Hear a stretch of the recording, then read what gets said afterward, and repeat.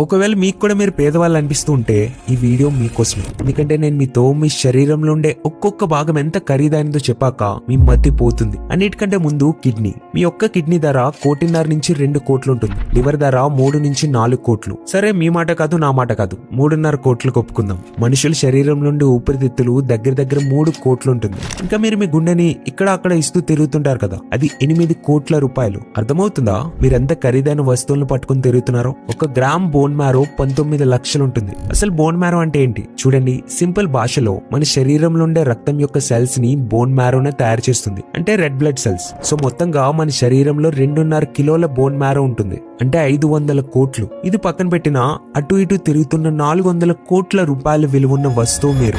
నేను ఇంకా అసలైన పార్ట్స్ గురించి చెప్పనే లేదు. మరి ఇన్ని కోట్ల రూపాయల విలువన్న మీ శరీరాన్ని జాగ్రత్తగా కాపాడుకుంటున్నారా?